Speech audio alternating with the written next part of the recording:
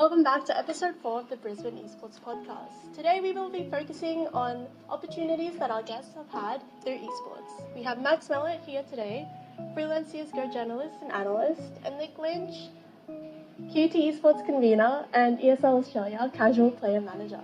Could you please just both briefly introduce yourselves to our audience? Hi, my name's Nick. I work here at QT and I'm also a student. I help with most things around QT Esports, including organising teams to put in competitions, any external engagements through high schools and opportunities like that, and also go down to Sydney and Melbourne to help out with ESL, with player management and league operations, so making sure games run on time. And yeah. My name's Max. I'm a freelance CSGO journalist and analyst. As Alyssa mentioned, I'm also a QUT student studying journalism, and I think that's a pretty succinct description of what I do. Yeah. So, what would you say is your fondest memory of being involved in esports? Have you travelled to any cool places, met some cool people? So I went to IM Sydney this year and last year, which was really, really cool, because it's one thing to sit in your room and watch a bunch of CSGO. It's another thing to sit in a larger room with other people and watch CSGO who are also journalists, and so that was a lot of fun. And I liked being around peers, because one of the interesting things about esports is that it exists mainly, at least for me, sort of in the comfort of my own room. And you're talking on Skype and you're talking over all these sort of video services. But then when you're actually in the room with journalists in real life, watching the games, interviewing players, it feels less like a hobby and more like a job.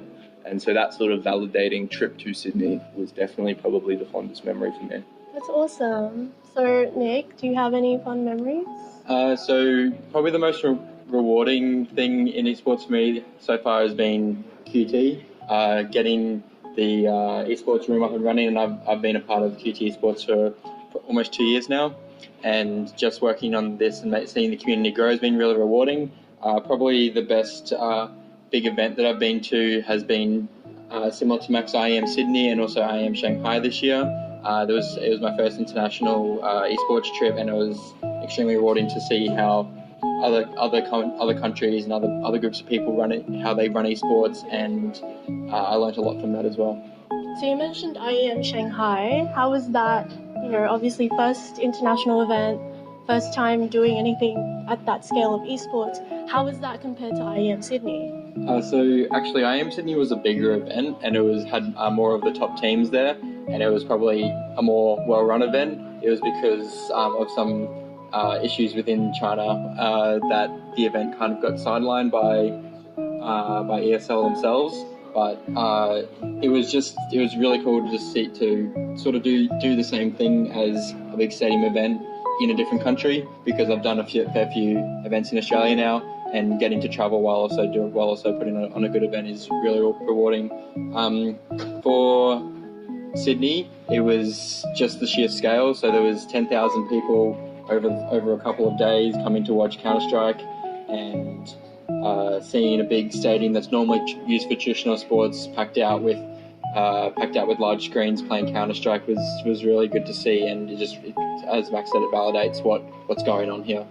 Awesome. So obviously both of your roles involve communicating with the actual professional players themselves. How is that different to communicating with other people, such as people who just watch esports? Well, interestingly, the parallel is they both tend to be angry at me, so that's always good. The players tend to have a justified anger because I've made some comment or not thought out a point in articulate enough fashion, whereas talking to sort of the general fans, it's just general criticism, to say it in a broad fashion.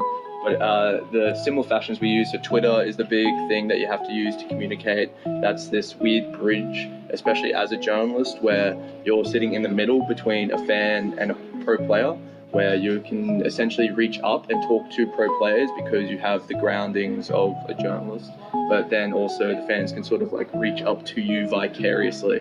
So it's this really weird dynamic. And in terms of the difference, I don't know, I try to treat them both as the same in a lot of ways, because I think that's how you build an actual relationship with the audience, is treating them as if they were almost a pro player. Yeah.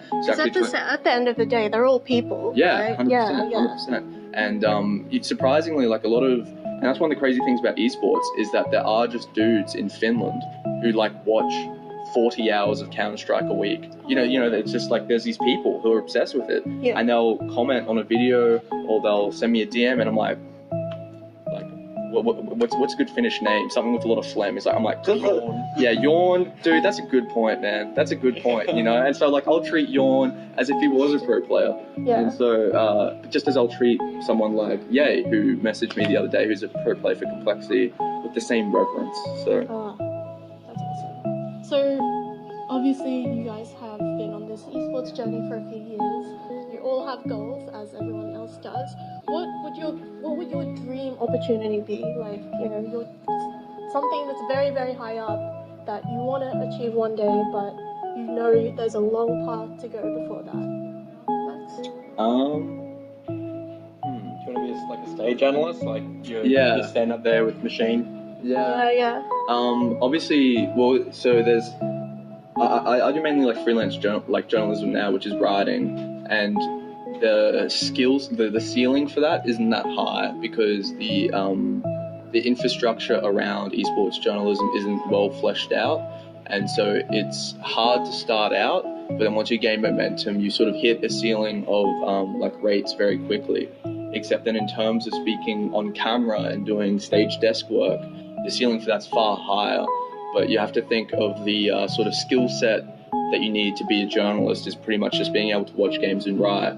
But then the skill set for being a stage analyst is like a lot harder, and it's far more well refined. So yeah, the lofty goal would be to do stage analysis and talking on camera. But in terms of journalism, I'd like to travel internationally and go to international events and do interviews there as well. That's awesome. And that might be a bit more immediate than the stage analysis stuff. So yeah, lofty goal would be awesome. pay talent. Yeah. Awesome. How about you, Nick? I have sort of changed a fair bit.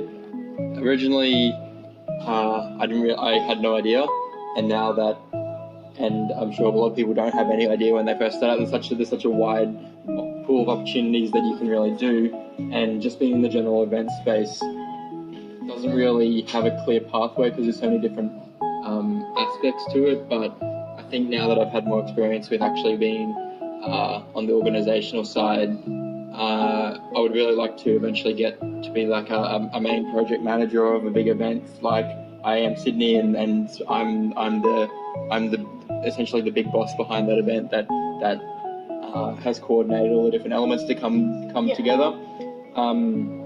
Because there's two pretty defined sides of esports. There's the organization side.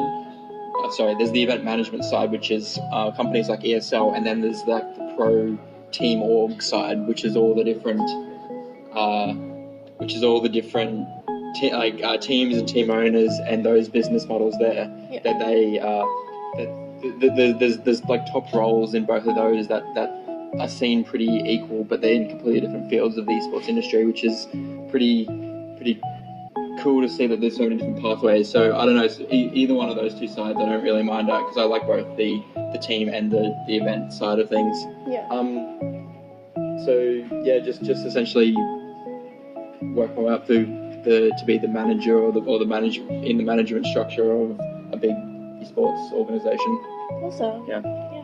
So I guess to wrap up, do you have any advice for anyone wanting to get into esports and how to find their, I guess, favorite thing to do in esports? Because obviously both of you have very different roles, but everyone has to start somewhere, right? So how does someone go around and experimenting with what they like? Well, esports is, and it gets away. It's very easy to, when you focus on the high end of esports and you talk about how much money there is, and you look at all the confetti cannons and the big stages and all that, to get away from the fact that at the end of the day, it's just like people playing video games professionally, and it's still a really young industry, and the barrier to entry and the ascendancy to being a professional are both very, very low.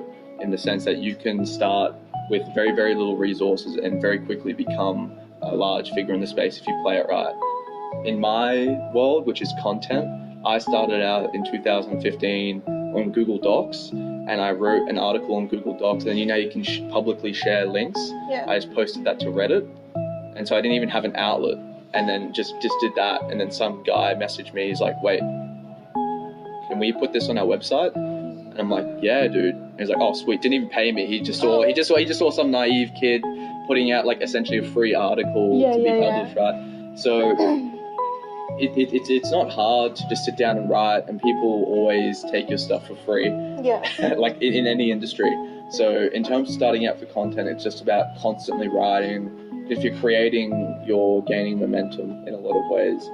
And then just thinking about CSGO or thinking about the esport, making sure you actually love the esport, because there's going to be a lot of hours and a lot of long nights where you question your love of like what you're doing, and you're going to have second guesses and people telling you not to do it and things like this. So making sure there's a legit passion there is a big element of it, because it's not like you can go to uni and get a degree in esports and then have something to fall back on. It's got to be a very weird focus, and you probably have to have a very weird personality type to get involved, as both of you are super weird, as I've discovered over Great. time. Yeah. Great, thanks. as am I though. Like everyone in esports is super weird and generally is an outcast and generally has a passion for it. Yeah. So that's the sort of And that's the bonding agent. Oh, 100%.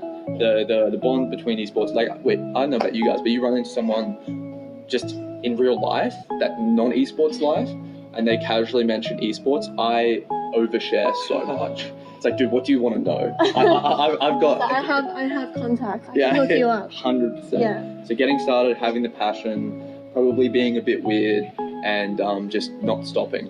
Yeah. Which is very cliched, but it's true. It works. It works. Yeah. Any more advice? As you said, because what Max and I are involved in are pretty different. So actually, well, even though we are pretty different, the path is very similar in the sense that you're volunteering at events that don't pay you for your time, and it is some long hours, and by putting in those unpaid long hours, you get recognised as a hard worker and someone that's easily able to that's trusted to do a job when someone needs it to be done, and then through that the recognition goes up and you get asked to come back in a role that has more responsibility, and you keep coming back, and as long as you never stop asking, hey, when's the next one, I'm available, like, take me, I'll do whatever you want. And there's always going to be people that want people that need passionate people to do work with or for them, and eventually it'll eventually switch, and you're the one that wants people, that you're getting people to do stuff for you, and it's just the constant, what's the next one. And just to jump in, generally speaking, I find the people who are most successful in esports are the ones that are also just amicable to be around, because as we're hinting at right here, the industry as a whole generally attracts a lot of people that can sometimes be not difficult, but just a bit unorthodox maybe in their approaches to like social situations and things like this. So I think just being a good person automatically puts you in such good stead for being successful in esports. And try to keep your Twitter under control as well. That would be the other big piece of advice I want to slide in there. I think that's directly at me. No passive aggressive slice there at all. That's fine. Anyways, that's all we have now for time. Thank you so much for listening to the episode 4 podcast. We hope you come back the next season.